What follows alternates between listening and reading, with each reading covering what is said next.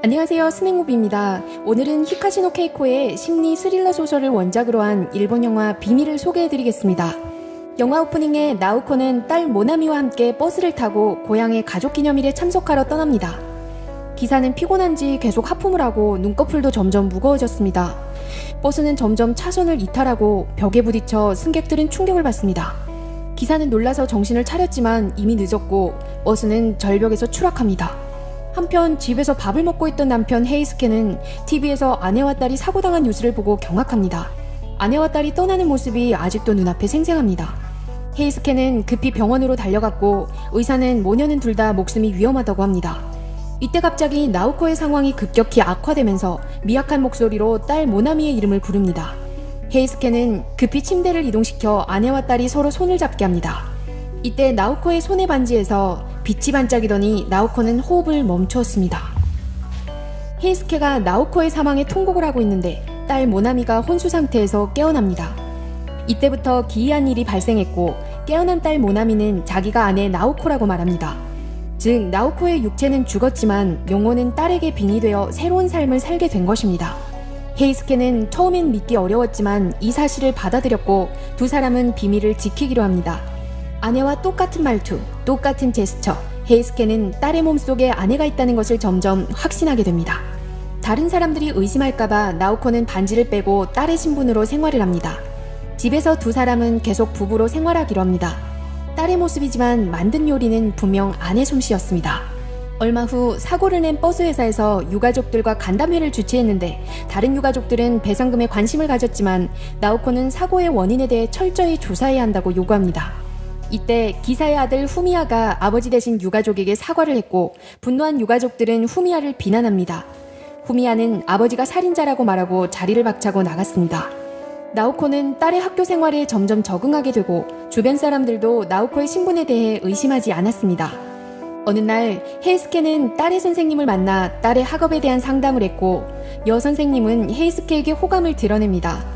이 장면을 지나가던 나오코가 보게 되는데 불쾌한 나오코는 여 선생님에게 관심을 보인 헤이스케를 혼냅니다. 집으로 돌아와 식사하던 중 나오코는 헤이스케에게 부부관계에 대해 물어봅니다. 헤이스케는 놀라서 입속에 밥까지 뿜었습니다. 그는 아내의 인격이지만 딸의 신체에는 절대 손을 댈 수 없다고 말했습니다. 시간이 지나 나오코는 딸의 몸을 돌려줄 수 있는 방법을 찾기 위해 열심히 공부해 의대에 합격합니다. 헤이스케는 나오코를 데리고 고향으로 갔다 돌아오는 길에 그때의 사고 현장을 지나치게 됩니다. 그곳에서 그들은 후미야를 만났고 후미야는 아버지가 회사 규정을 위반하고 투잡한 것이 발각돼 회사에서 배상금 지급을 거부했다고 말합니다. 사고의 원인도 밝혀졌고 후미야의 아버지가 과로 운전을 한 것이었습니다. 나오코는 헤이스케가 살인범의 아들에게 친절하게 대하자 불쾌감을 드러냈습니다. 계약하고 나오코는 다른 입학생처럼 동아리에 가입하게 되고 대학 생활의 다채로움을 체험하게 됩니다. 나오코의 생활이 충실해지는 반면 헤이스케는 늘 집에서 나오코를 기다리는 신세가 됩니다. 같은 동아리의 재벌 2세의 남자 선배가 나오코에 적극적으로 대쉬를 하고 매일 전화를 하는데 헤이스케의 오해는 쌓여만 갑니다. 헤이스케는 나오코가 통화하는 것을 엿듣기도 하고 테이블 위에서 선배와 찍은 사진도 보게 됩니다. 저녁 남자 선배의 스포츠카를 타고 돌아온 것을 본 헤이스케는 화가 났고 나오코의 방에 몰래 도청기를 설치합니다. 어느 날 선배는 나오코에게 데이트 신청을 했고 나오코는 처음엔 거절했지만 결국 받아들입니다. 나오코는 핑계를 대고 집을 나섰고 헤이스케는 이미 도청으로 통화 내용을 다 알고 있었습니다. 헤이스케는 데이트 장소에 따라가 선배를 혼냈습니다. 이번 일로 두 사람의 신뢰는 깨지고 맙니다. 헤이스케는 자신이 가정을 위해 최선을 다하고 있고 나오코를 위해 많은 여성을 거절했으며 종래로 아내를 배신한 적이 없었다고 말합니다. 억울한 나오코는 자신이 가정에 충실했다는 것을 증명하기 위해 헤이스케와 부부관계를 맺으려 합니다. 헤이스케는 술김에 처음엔 동의했지만 결국은 포기하고 맙니다. 두 사람은 밤새도록 등을 돌린 채 침묵을 지켰습니다. 어느 날 밤 헤이스케는 식당에서 우연히 후미야를 만나게 되고 대화 중 후미야는 사실 사고를 일으킨 기사가 자신의 친아버지가 아니라고 말합니다. 어머니는 기사 아버지와 결혼할 때 이미 자신을 임신했던 것입니다. 5살이 되었을 때 아버지는 이 사실을 알게 되었고 괴로워하며 모자를 떠났지만 그 후 다시 돌아왔다고 합니다. 생계를 위해 부득이 투잡을 하게 되었고 과로 운전으로 사고를 일으키게 된 것입니다. 헤이스케는 깊은 생각에 빠집니다. 집에 돌아온 헤이스케는 나오코가 원하는 삶을 살 수 있도록 놓아주기로 합니다. 나오코는 다정스런 남편을 보고 눈물을 참으며 2층으로 올라갑니다. 그동안 괴로움과 억울함에 눈물이 쏟아졌습니다. 이튿날 술에 취한 남편이 소파에서 자고 있는데 나오코가 다가와 이상한 표정으로 아빠라고 부릅니다. 놀란 헤이스케는 딸을 물끄러미 바라보며 혹시 딸의 인격이 돌아온 것이 아닌가 생각합니다. 헤이스케도 많은 리서치를 통해 외국에서도 2년 후에 육체의 의식이 다시 돌아온 유사한 사례가 있었습니다. 헤이스케는 딸이 돌아왔다는 것을 확신하게 되고 그동안 발생한 일에 전혀 기억이 없는 딸에게 상세히 설명해 줍니다. 딸은 너무 많은 정보에 충격을 받고 갑자기 쓰러집니다.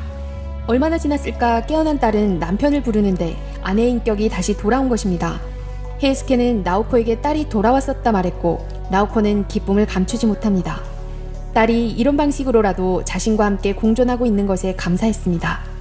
그들은 다시 행복해졌고 아내와 딸의 인격은 자주 교체되었습니다. 그런데 딸의 인격이 신체를 차지하는 시간이 늘어나고 아내의 인격이 신체를 차지하는 시간은 줄어들었습니다.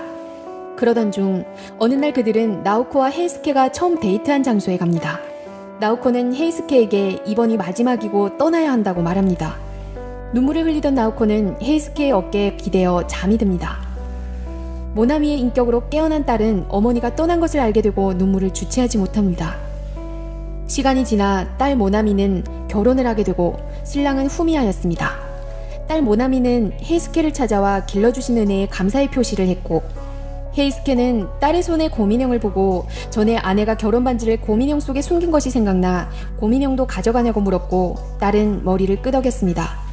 딸은 습관처럼 헤이스케의 턱을 쓰다듬었는데 헤이스케는 아내 나오코인 줄 알았습니다.